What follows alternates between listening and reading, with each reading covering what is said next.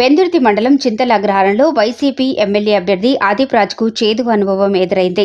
ప్రచారానికి వెళ్లిన ఆదిప్రాజ్ను స్థానిక ప్రజలు అడ్డుకున్నారు. తమ సమస్యలను పరిష్కరించకుండా ఓటు అడగొద్దంటూ గ్రామస్తులు ఎదురు తిరిగారు. పంచగ్రామాల భూ సమస్య పరిష్కరిస్తామని చెప్పి మాట తప్పిన ఆదిపై గ్రామస్తులు తిరుగుబాటు చేశారు. తమ గ్రామస్తులు ఓట్లన్నీ కూటమి అభ్యర్థికే వేస్తామని వెల్లడించిన గ్రామస్తులు ఇది పద్ధతి కాదంటూ గ్రామస్తుల్ని హెచ్చరించిన ఎమ్మెల్యే అభ్యర్థి ఆదిప్రాజు అడ్డుకుంటే రేపటి నుంచి తాను కూడా అదే పని చేస్తారని గ్రామస్తులను వైఎస్ఆర్ ఎమ్మెల్యే అభ్యర్థి ఆదిప్రాజు హెచ్చరించారు.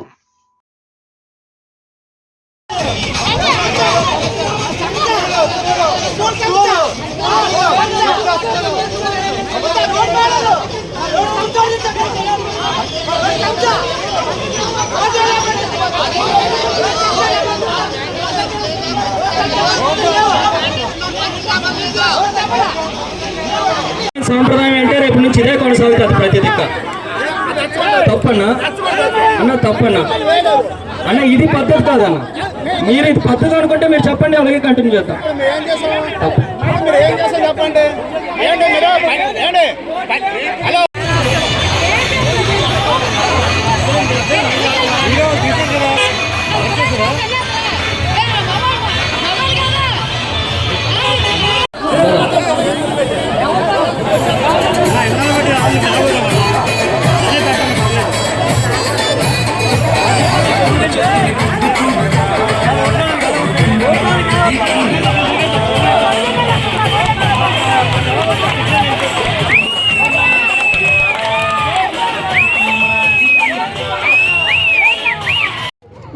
నమస్తే అండి. మనకి చింతలగ్రహం హై స్కూల్ స్ట్రెంత్ 620 మంది ఉండేవారు అప్పుడు. ఇప్పుడైతే 550 మంది అయ్యారు. నేను 2021 నుంచి స్కూల్ కమిటీ చైర్మన్గా ఎన్నికయ్యా ఉన్నాను. అది 2016లోన చంద్రబాబు నాయుడు సీఎంగా ఉన్న టైంలో గ్రాంట్ రిలీజ్ అయ్యి హ్యామ్ వర్క్ కింద అది స్కూల్ బిల్డింగ్స్ కట్టడానికి ఆయన గ్రాంట్ రిలీజ్ చేశారు. కానీ అది అనివార్య కారణాల వల్ల మధ్యలో ఆగిపోయింది. తర్వాత మళ్ళీ ఈ వైసీపీ ప్రభుత్వం వచ్చిన తర్వాత నాడు నేడు ఫేజ్ 2 కింద 80 లక్షల నిధులు విడుదల చేశారు. ఆ కార్యక్రమంలో మనకేంటంటే 80 లక్షల నిధుల్లో 3 ఫ్లోర్లు వేసి 6 రూములు కట్టాలనేసి వాళ్ళు స్ట్రక్చర్ తీసుకొచ్చారండి. అయితే మేము ఆల్రెడీ ఒక స్లాబ్ వేసాము. స్లాబ్ వేసిన తర్వాత మేము బోర్ తీస్తున్న క్రమంలోనే దానికి వాటరింగ్ కోసం, స్కూల్ పిల్లలు దాహార్త తీర్చడం కోసం బోర్ తీస్తున్న సమయంలో వైసీపీ నాయకులు వచ్చి దాన్ని అడ్డుకోవడం జరిగింది.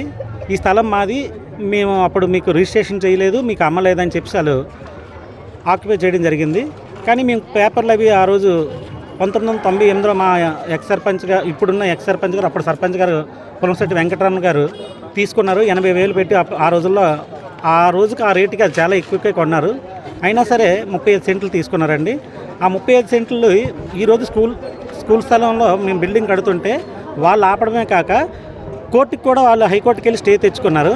స్టే తెచ్చుకోవడమే కాక వాళ్ళే స్టే అంటే మీకు తెలియదు ఏం కాదు, ప్రత్యేకంగా నేను చెప్పకూడదు, ఇరు పార్టీ వాళ్ళు ఎవరు దాంట్లోకి వెళ్ళకూడదు. కానీ వాళ్ళు ఏం చేశారంటే వాళ్ళు అందులో ఆవులు అవి మేకలు కడుతూ వాళ్ళ సైట్ మా పొజిషన్లో ఉందని చెప్పడం కోసం వాళ్ళు ఆక్యుపై చేశారు. దీనికి మేము 5 సార్లు ఆదిప్రాజ్ గారి దగ్గరికి, ఎమ్మెల్యే గారి దగ్గరికి వెళ్ళాము. ఆయనకి ఎన్నోసార్లు మెమరాండం ఇచ్చాము. నేను ఈ సమస్యను పరిష్కరిస్తానని చెప్పి ఆయన నిమ్మకు నీరెత్తినట్టు ఉన్నారు. మా లక్ష్మీపురం నుండి వ్యాపూర్ నుండి పెనగాడికి వెళ్ళే రోడ్డు చాలా మహనీయుడు ఆదిప్రాజ్ గారికి చేతుల దండం పెట్టాలండి. ఎందుకంటే రోడ్డు పేరుకు రోడ్డే కానీ అవన్నీ గుంతలతో నిండిపోయి ఉన్నాయండి. చాలామంది ఆ స్పీడ్ బ్రేకర్లు ఆ గొయ్యిల్లో పడిపోయి ఒక నూతన వారులు ఇద్దరు చనిపోయారండి. ఒక అమ్మాయి చనిపోయింది, భర్త చనిపోయాడు, ఆమె కాలు ఇరిగిపోయి హాస్పిటల్లో ఉందండి ప్రజెంట్. ఇలాంటివి చాలా జరిగాయండి ఈ వేపకొండ నుండి పెనగాడి వెళ్ళే రోడ్లోని. ఆదిప్రాజ్ గారికి ఎక్కడ లేవుటేస్తున్నారా, ఎక్కడ డబ్బులు వస్తాయి అయ్యే చూస్తున్నారు తప్ప ఈ అభివృద్ధి అనే సంక్షేమ పథకాలు ఏది ఒక గ్రామాన్ని డెవలప్మెంట్ ఎలా చెందాలని ఏమి లేదు సార్. ఎక్కడ లేవుటేస్తున్నారు, అక్కడ మనకి డబ్బులు వస్తాయో లేదని ఆ పద్ధతిలోనే తిరుగుతున్నారు తప్ప ఎక్కడ అభివృద్ధి అంటే ఏమి లేదండి. ఈ రోజు వరకు తెలుగుదేశం ప్రభుత్వంలోనే వేసిన రోడ్లు తప్ప మా ఏరియాలోని ఎక్కడా కూడా రోడ్లు లేవండి. ఈ ఆదిప్రాజ్ గారు ఈ ఎలక్షన్లో ఘోరంగా ఓడిపోతుండండి. ఈ 5 బూతుల్లోనూ దారుణంగా ఓడిపోతుండండి. డిపాజిట్లు కూడా దక్కవండి.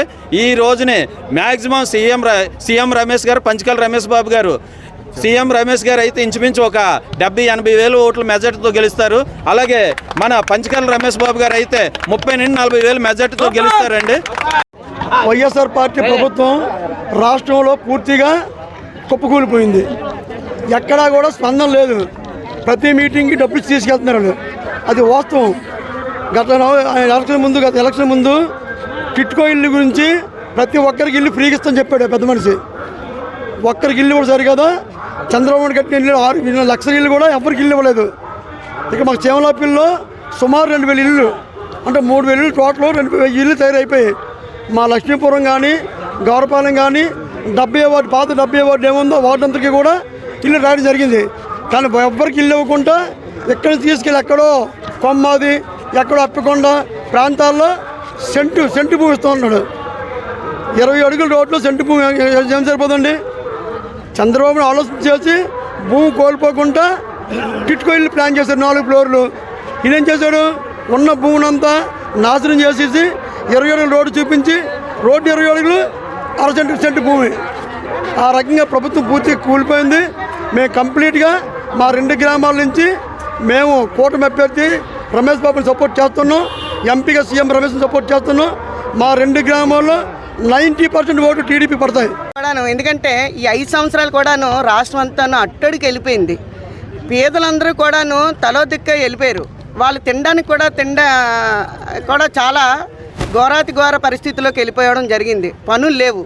ప్రతి ఒక్కరికి కూడాను మట్టి పనికి వెళ్దామన్నా, కనీసం ఏమోని ఒక మేస్త్రి పనికి వెళ్దామన్నా, ఏ పనికి వెళ్దామన్నా కూడాను ఆ పని లేదు. లేని వల్ల వాళ్ళంతా అందరూ కూడాను అట్టడికి వెళ్ళిపోయింది. ఈరోజేమోని మన నారా చంద్రబాబు నాయుడు గారు ఈరోజు ముందు అడుగు వేసి ఈ పొత్తుని పెట్టుకొని అందరి కూటమిగానేమోని ముందుకెళ్ళాలి అని ఒక నినాదం. ఎందుకంటే పొత్తుంటేనే మన అందరివి కూడాను సాధించగలం, మంచి చేయగలం అని చెప్పేసి సదుద్దేశంతో ఈరోజేమోని ముందుకు రావడం జరిగింది. ప్రతి మహిళకి కూడాను, వృద్ధులకి కానీ వితంతులకు కానీ ప్రతి ఒక్కరికి కూడాను 4,000 రూపాయలు. ఆయన అయితే ఎక్కిగానే ఏమన్నా 3,000 రూపాయలు ఇస్తానన్నాడు. ప్రతి దపాను సంవత్సరానికి 250 రూపాయలు చెప్పిన ముష్టేసి వాళ్ళు ఏమని ఆకర్షించుకొని ఆ ముసలి వాళ్ళు ఏమని ఇబ్బందులు పెట్టి ఈరోజు 3,000 రూపాయలు చేశాడు 5 ఏళ్ళలోనూ.